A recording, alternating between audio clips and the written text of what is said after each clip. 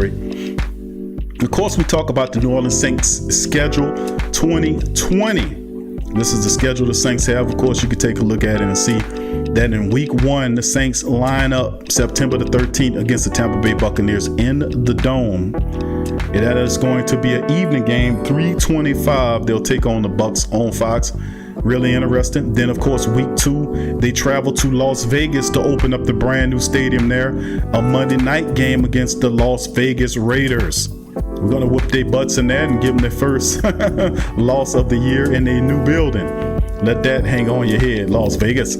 Sunday, and then, of course, week 3, Sunday, September the 27th, we come back home. So we home, then we go on the road, then we come back. And then we play Green Bay in the Dome. It's a night game, Sunday, September the 27th, 7:20 at night against Aaron Rodgers in the Green Bay Packers as they come here to New Orleans. Then looking at week 4, October the 4th, opening up that October schedule.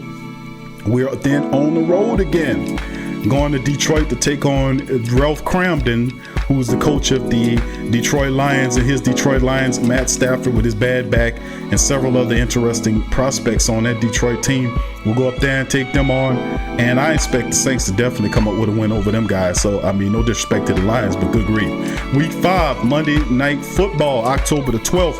Come back home to the Superdome against the Los Angeles Chargers, baby. It's a Monday night game, and that's gonna be a really fantastic game. Tyrod Taylor, if he's still starting, might have Herbert there, who they drafted to guide the team. But they have a lot of offensive weapons, big wide receivers, very fast defense, pass rushes, all kind of stuff. It'll be a really good game, high flying game. It'll be awesome to see the Saints take a win against the Chargers Monday night. Week 6 is a bye week. Early bye week, family. A lot of bye week. Who that to you, Demi? Good to see you in the chat as well. Shannon, Roy, who that to you? Shannon, much love to you. Good to see you in the building, family. Now, bye week is a little early for my taste, but it is what it is. In week 6, come back. The Saints are back-to-back road games. They stay home for that within that bye week. In the middle of those home games, they take on Teddy Bridgewater and the Carolina Panthers Sunday, October the 25th at 12 o'clock. A little revenge here. Teddy Bridgewater will bring McCaffrey and the rest of those guys in here for a battle with the Saints. I just anticipate the Saints going to kick that butt. And then, of course, the Saints go on 2 road games. We open up the November schedule, traveling the first 2 weeks. As November the 1st, we travel to Chi-Town. It is a Sunday evening game. We take on the Bears. And then, of course, week 9, we travel to Tampa to take on the Tampa Bay Buccaneers on November the 8th. It's a night game there as we take on Tom Brady again, this time in Tampa. Then the Tampa Bay situation is out the room, and we don't worry about Tampa. And then the next game, after taking on Tom Brady and the Bucs, we then come home for 2 back-to-back on November the 15th, Sunday against San Francisco. It's an evening game on Fox. Will be a knockdown, drag-out battle as we try to get revenge on the San Francisco 49ers for what they did last year. Boy, it's going to be an exciting game. Then Sunday, the 22nd, the Saints at home again will take on the Atlanta Falcons for the first time this season. And of course, Matt Ryan and the rest of those it's going to be a Sunday after a noon game, and the Saints should be able to take care of business. And then we have 3 games, count them 3, 1, 2, 3, that the Saints travel on the road to face Denver on November the 29th. That'll be a afternoon game. They travel up to Mile High to deal with that altitude. And the Denver Broncos, who have a very young and interesting team. Then after that, Sunday, December the 5th, they open up the December schedule, December the 6th, against the Atlanta Falcons. So we play the Falcons twice in 3 weeks. We'll play them Sunday, November the 22nd.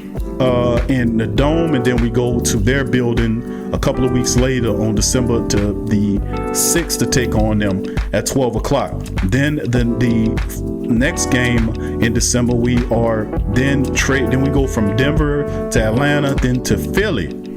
December the 13th, we go to Philadelphia, 3 road games in a row. Wow.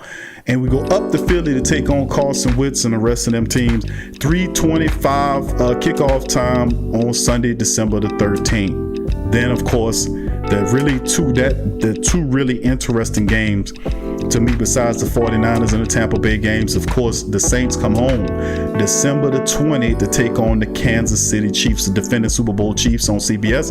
That's an afternoon game. That will be a shootout. We'd love to see that one as well. And then Friday the 25th, 5 days later, that's right, 5 days later on the Friday, Saints have a short schedule, short week as they prepare for the Minnesota Vikings on Christmas afternoon, 3:30. The Saints will have to give the Vikings a present of an ass whooping on December the 25th. And then the final game is Sunday, January the 3rd, as they close against Carolina. Seems to be the traditional thing we've been doing, is that we had it last year. We had Tennessee. Carolina, we closing the season with them and Teddy Bridgewater, McCaffrey, and the rest of those guys on January 3rd. At Carolina at noon on Fox. So that is the schedule. A lot of good games in that schedule.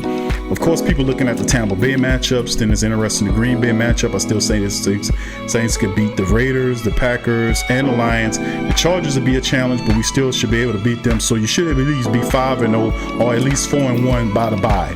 Coming off the bye, you got Carolina, you have Chicago, and then Tampa again. Carolina is going to be stiff. I'm not anticipating them to be world beaters right away. They'll still be an interesting team. I just don't think a playoff team. Chicago, like I said, no quarterback, no goal, and we should have no problems beating those teams. Tampa Bay, we'll see about it. I say we should sweep their ass. I just said take it to them.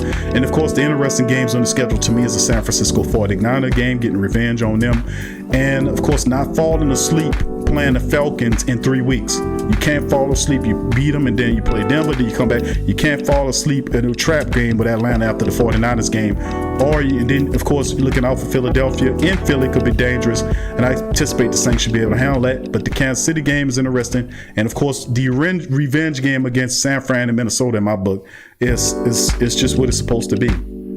A lot of people, Mike Triplett from ESPN picked 12-4. I say 13-3 again, and at worst 12-4. Ain't no reason why the Saints should not be able to win 12 games off of this schedule. No doubt about it. I say 13-3 again, and at worst 12-4. That's what I'm talking about now. It has to be terrible. It has to go terribly wrong for anything else to happen. Here, that's the bottom line. That's my taking on it. All right, let's keep it going, family. And I know the family members chiming in the stream. I want y'all to put in what the hell y'all think. Y'all tell me, hey, Big Q, man, I agree with you. They 13-3. What it look like? I'm gonna read y'all predictions in the chat as well. What is the schedule? What it look like, family? Y'all tell me. Y'all looking at the schedule. This is it, the 2020 schedule. What, in your opinion, is the win-loss total for the New Orleans Black and Gold Saints? I said 13-3 again. 13-3 again, at worst 12-4. And I don't have to tell you who they gonna be, but you can look at teams like the Raiders, the Packers, the Lions, and the Chargers will be a fight, but those are games a Super Bowl contender like the Saints should be able to beat. Carolina is going to be an interesting matchup, but there's so many dynamics on why they're not going to be good. I'm not saying that they're going to be terrible, but you should be able to beat Carolina. Chicago, they don't even have a quarterback. I'm not sold on Nick Foles, and they didn't even issue out the extension on the 5th year for Trubisky. And of course, San Francisco, I got my eyes on San Francisco because I think they'll be one of the teams that we'll face when the playoffs come. And of course, what you're gauging, Kansas City could be the team that you play in the Super Bowl. So Kansas City could definitely represent the AFC again. They are stacked again this year. That will be and watch when it happens. They're going to say, man, this could be a potential Super Bowl game between the Saints and the Chiefs. And that's exactly what it's going to be. And of course, stumping out the Minnesota Vikings in the regular season, the San Francisco 49ers gives you the leeway to have that home field advantage. So we got some people in the chat that's sending out Zach, who that says easily another 13-3 season. Inevitable expertise, who that to your family, says 12-4. Thank you. Ramsey says 13-3. Lance Kelly, who that Lance, says 11-5. Iceman says, yo, Q, you know that there's always a game that Saints should win, but they don't win. You know, I say 11-5. That's why I made recommendation about the Atlanta Falcons, because it got trap written all over it. You playing them twice in 3 weeks. You see what I'm saying? And then if you look at it, you're coming off a tough game against the 49ers. First of all, November the 15th, you play the 49ers. That's going to be a rock'em sock'em game. Then the next week, you have the Falcons in the Dome. You see, that's a potential trap game. And then you go and you whoop on Denver, and then you come back against them. So I'm looking at Atlanta like they were last year. They'll slip in there and try to, throw something at you. Just keeping it real. But you're right, there are always a few of those games that the Saints beat themselves in. And that's why I said 13-3 at worst, 12-4. But Atlanta could sneak in there and get one if we fall asleep. No doubt about it. I agree with you on that. Thank you, Iceman. Let's see who else. 13-3 says Kelly Bell with 5 division wins. Thank you, Kelly. Appreciate it. Dada says 11-5. Thank you, Dada. Zach says, I think we're winning against the 49ers this year because their defense lost key pieces.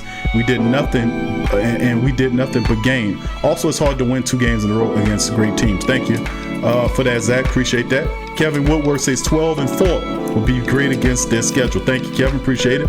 Scoop says if Ruiz makes seamless transition, 13-3. Thank you, Scoop. Gundam says if we get another solid edge rusher, we definitely 13-3. Thank you, Gundam. Neville says, I agree with you, Big Q. Thank you, Neville. 13-3 says Neville. Derek says, simple. Yep, thank you, Derek. Inevitable says, that's what's up. Zach says, I think we certainly lose a division game, another unsuspected loss, and maybe we lose to one of the big teams on the schedule. 13-3 seems good. We're going to have a flub or 2. That's just what it is. We're going to have a flood or 2. Joshua Hoover says 15-1. The only game we lose is in Carolina week 17 because we bench everybody. Well, that's fine, man. I'm not mad if we 15-1. Absolutely, man. So a lot of family members picking the Saints to get up there and go deep. Uncle Paulie not in the live stream. I wonder what Uncle Paulie would say. Y'all know he'll bring some drama to the stream. Eddie Evans, Who Dat to you? Said, I feel like we'll be 13-3. The Who Dat Nation is all good. Thank you, family. Donovan says 12-4 is my prediction. Thank you, Donovan. Inevitable Expertise says, I think the trap games are the Raiders and Denver. Okay, all right. Okay, the Raiders. Early on. All right. Appreciate you that Inevitable Expertise. Denver is interesting. A lot of people not anticipating much on them because they're a young team. Drew Lock is a good quarterback. You got Sutton at wide receiver. They added. I want to say Jerry Jeudy is in Denver now. They have some really, and Noah Fant, the tight end, they have some excellent pieces offensively. If they can put it all together, we'll see. But the defense can still get after you. Von Miller is there, among other. So it'll be interesting to see how it happens. So we'll see. Zach, this will be the year. Thank you. Cedric says 19-0. There you go, Cedric. Who that to you? Zach says, yeah, Denver might be a sneaky loss. And XT says it's going to be very hard to win the first game in Las Vegas. That place is going to be fired up. That's true, but we have a lot of black and gold family members that live in Las Vegas, and don't expect it to be so black and silver as it could be a black and gold. I mean, there's a lot of Saints fans that live in Las Vegas. We'll see that too. All right, thank y'all for that. Now let's move on to the next. Y'all keep putting the predictions in the chat and I will read them. And this goes out to all the great Saints Think Tank, the entire Sports Coma World Nation. Y'all put your predictions in the chat and I shall shout them out to the rest of the people. Dr. Key says 11-5 is the floor, 13-3 is the ceiling. That is a pretty good house there, Dr. Key. Appreciate it. Capman in 2020 says at best 15-1. Thank you, family.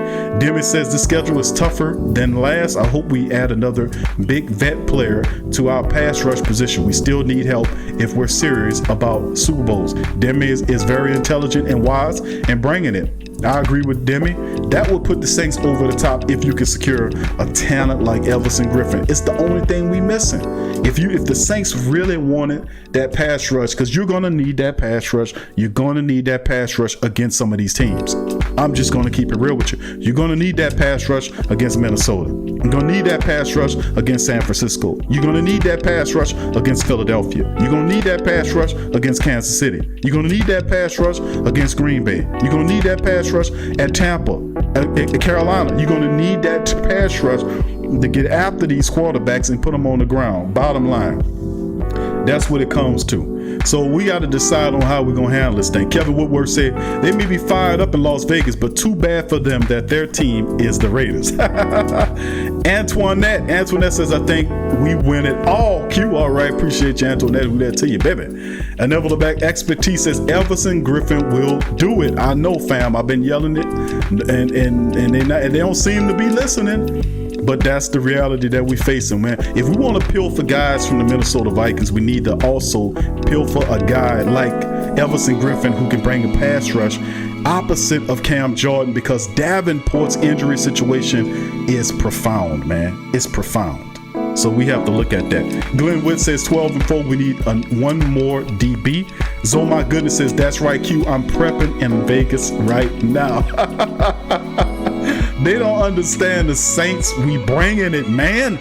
We bringing it. Jason says, Everson Griffin, I can't scream it loud enough. Thank you. I'm with you, family. I'm with you on it. Iceman says, hey, Q, do you think Drew's legacy suffers because of Sean Payton? No, I absolutely don't.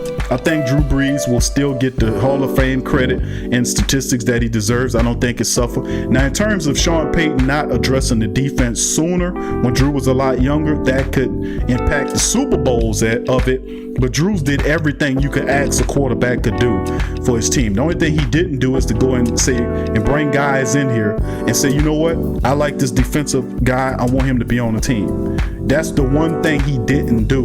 Like, look, go to Sean Payton and say, Sean, could we go get Everson Griffin and bring him on the team? If Drew Brees did that and asked Sean Payton would say, you know what? You think he'll work? Listen, Everson Griffin's my friend. I think he'll do a fantastic job here. That's the only thing Drew Brees didn't do. He didn't go and tell them, I want you to go and get this guy. I want him. I need him on the team. Now, early on, he did say that about Darren Sproles, come to think about it. And that's how Sproles became a member of the team. And look how impactful that was.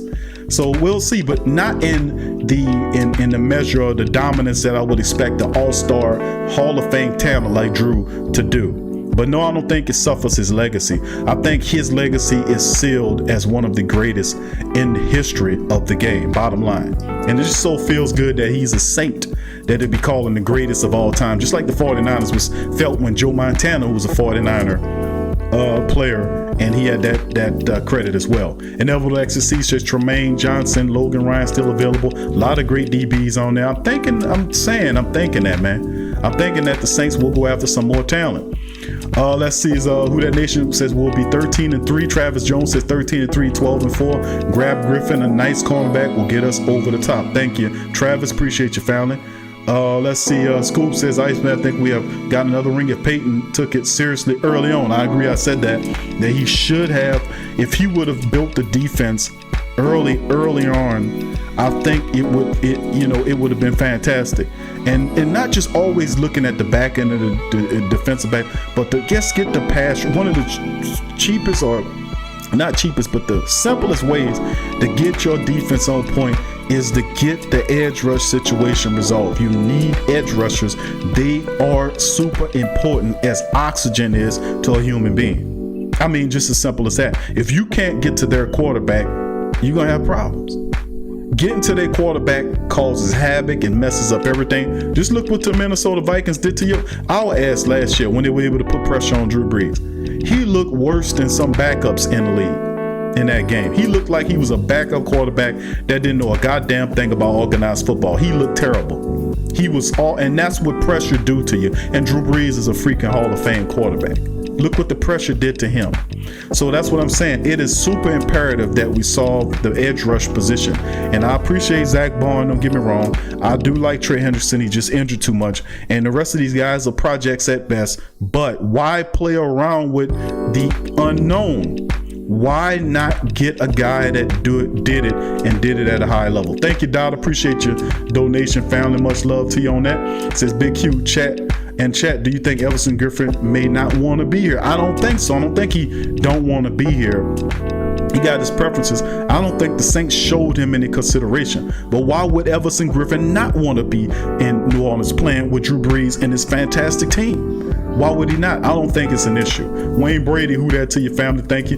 Trey Jones said Matthews will be a missing piece. He's an edge rusher, but also versatile, which Saints love, and let Brown get his shine on. He can't talking about Clay Matthews. Okay, I got you, fam. I'm not against Clay Matthews either.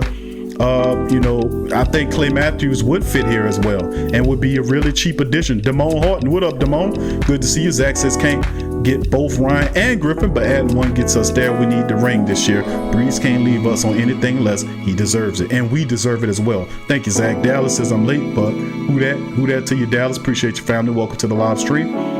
Kevin Wood says 15-1, no doubt. Thank you, Kevin. Appreciate your fam. Wayne says Big Q go 17-0. Super Bowl. I got you, Wayne. Thank you, fam. Iceman says, would you trade Sean Payton for Mike Tomlin? No, I would not. I would not trade Sean Payton for Mike Tomlin, because Mike Tomlin eyes, if he open them up any bigger, they're gonna pop out his goddamn head. But no, seriously, no, I don't want to add. No, I would keep Sean. Both coaches have their little hiccups, but Sean Payton, I love my coach. I give him hell because we supposed to give him hell when he out here talking to people wrong and being big head and big chested. You ain't the president of the goddamn country. You just a football coach. So, get back within yourself. Learn some humility, man. And understand when people are giving you constructive criticism, incorporate it into your mindset. I know you're supposed to be running the ball more. If you've run the ball more the last couple of years, you've been sitting on 2 Super Bowls at least.